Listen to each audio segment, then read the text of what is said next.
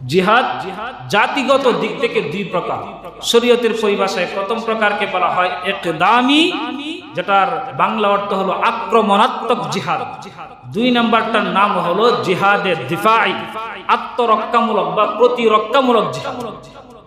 যে জিহাদকে আকদামি বা ইকদামি জিহাদ বলা হয়, অর্থাৎ আক্রমণাত্মক জিহাদ, এটা হলো এমন জিহাদ যে মুসলমানদের মান, ইজ্জত এবং দ্বীন এবং মুসলমানদের ভূখণ্ডকে রক্ষা করার লক্ষ্যে কাফের বেঈমানদের ভিতরে ভীতি সৃষ্টি করা যায় এমন পরিমাণের মানুষ আল্লাহ তাআলার রাহে জিহাদের কর্মকাণ্ডে যুক্ত থাকা, এটা হলো সমস্ত উম্মতের জন্য ফরজে কিফায়া। এটাকে বলা হয় জিহাদে ইকদামি, আক্রমণাত্মক জিহাদ। কোনদিন কি ভাবছি আমরা যে আমাদের উম্মতের মধ্যে থেকে এমন কিছু মানুষ থাকতে হবে যারা সর্বাবস্থায় জিহাদের ময়দানে থাকতে হবে? এটা ফরজ। কোন সময় ভাবছি? চিন্তাও করিনি। দুই নম্বর জিহাদ হলো জিহাদে দিফাই, আত্মরক্ষামূলক জিহাদ। এই আত্মরক্ষামূলক জিহাদ এটা ফরজে আইন হয়ে যায়।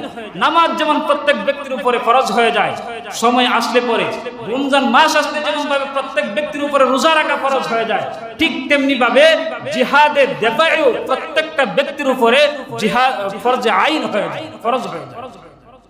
এই ফরজে আইন বা জিহাদে দিফাই ফরজে আইন হয় তিন অবস্থায়। এক নাম্বার হলো কোন মুসলমান ভূখণ্ডকে যদি কাফের বেঈমানরা দখল করে নেয়, তখন ওই অঞ্চলের সমস্ত মুসলমানের উপরে জিহাদ করা ফরজে আইন হয়ে যায়। অথবা কোন মুসলিম ভূখণ্ডের উপরে যদি কাফের বেঈমানরা হামলা করে, তাহলেও মুসলমানদের উপরে ফরজে আইন হয়ে যায় কাফের বেঈমানদের বিরুদ্ধে যুদ্ধ করা।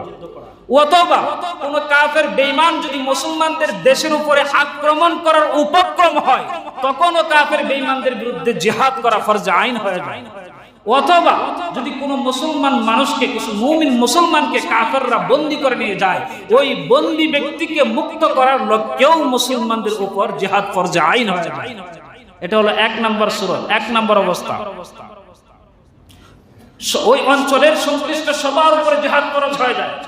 এখন কথা হলো, ওই এলাকার মানুষ এত দুর্বল যে কাফের বেঈমানদের বিরুদ্ধে জিহাদ করে তারা বিজয় লাভ করতে পারতেছে না, নির্যাতিত হচ্ছে, তখন ওই এলাকার পার্শ্ববর্তী এলাকার সমস্ত মুসলমানদের উপরে জিহাদ ফরজে আইন হয়ে যায়। ওই এলাকা মিলে পারতেছে না, ওই দেশের সমস্ত এলাকা মিলেও কাফের বেঈমানদের মোকাবেলা করতে পারতেছে না, তখন পার্শ্ববর্তী দেশের সমস্ত মুসলমানদের উপর জিহাদ ফরজে আইন হয়ে যায়। পার্শ্ববর্তী মুসলমান দেশ কাফের বেঈমানদের মোকাবেলা করতে পারতেছে না, তখন তার পার্শ্ববর্তী মুসলমান দেশের সমস্ত মুসলমানদের উপর জিহাদ ফরজে আইন হয়ে যায়। এইভাবে সমগ্র পৃথিবীর সমস্ত মুসলমানদের উপর জিহাদ ফরজে আইন হয়ে যায় যখন আক্রান্ত এলাকার মুসলমানরা কাফের বেঈমানদের মোকাবেলা করতে অক্ষম হয়ে যায়, সক্ষম হয় না। এখন চিন্তা করে দেখেন, বর্তমান বিশ্বের পরিস্থিতিতে আমাদের উপরে জিহাদ ফরজ হয়েছে কিনা? এটা আপনাদের উপরে ছেড়ে দিন, এটা আপনাদের উপরে ছেড়ে দিন। তাহলে এক নাম্বার সূরত বললাম, জিহাদ ফরজে আইন হয় যখন দখলদারিত্ব অথবা হামলা অথবা হামলার উপক্রম হয়, অথবা কোনো মুসলমানকে বন্দী করে নিয়ে যাওয়া হয়, তখন জিহাদ ফরজে আইন হয়ে যায়। দুই নাম্বার সূরত হলো জিহাদের কাতারে আপনি শামিল হয়ে গেছেন, শামিল হওয়ার পরে আপনাকে ওই জিহাদের ময়দান থেকে পলায়ন করা এটা হারাম সাব্যস্ত করা হয়েছে শরীয়তে, ওইখানেও আপনার উপরে জিহাদ ফরজে আইন হয়ে যায়, জিহাদে লড়তেই হবে আপনাকে বিশেষ কোনো ওজর ছাড়া। এই দুই নম্বর সূরত জিহাদের কাতারে শামিল হয়ে গেল। তিন নম্বর সূরত হলো মুসলিম রাষ্ট্রের মুসলিম রাষ্ট্রনায়ক যাদেরকে বলবে তোমরা জিহাদের ময়দানে যাও, ওই সমস্ত মুসলমানদের উপরেও জিহাদ ফরজে আইন হয়ে যায়। এই তিন সূরতে মানুষের উপরে, মুসলমানদের উপরে জিহাদ ফরজে আইন হয়ে যায়, নামাজের মতো ফরজ হয়ে যায়। এই জিহাদের মাসালা আপনারা নেট একটু ঘাটাঘাটি করবেন, খুব জটিল মাসালা। আমি অনেক ঘাটাঘাটি করার পরে খুব সংক্ষিপ্ত আকারে আপনাদের সামনে তুলে ধরার চেষ্টা করেছি, মৌলিকভাবে বিষয়গুলো তুলে ধরার চেষ্টা করছি, অনেক বিস্তারিত আলোচনা। এই তিন স্তরে জিহাদ ফরজে আইন হয়, আর প্রথম অবস্থায় জিহাদ ফরজে কিফায়া থাকে। তিন নম্বর যে বিষয়টা বললাম, যে মুসলিম রাষ্ট্রনায়ক যখন যাদেরকে বলবে যে তোমরা জিহাদে যাও, তাদের উপরেও জিহাদ ফরজে আইন হয়। এখন বর্তমান যে আমাদের মুসলিম রাষ্ট্রগুলো আছে, ওই মুসলিম রাষ্ট্রগুলোর যে মুসলিম রাষ্ট্রনায়ক আছে, তাদের অবস্থাটা কেমন?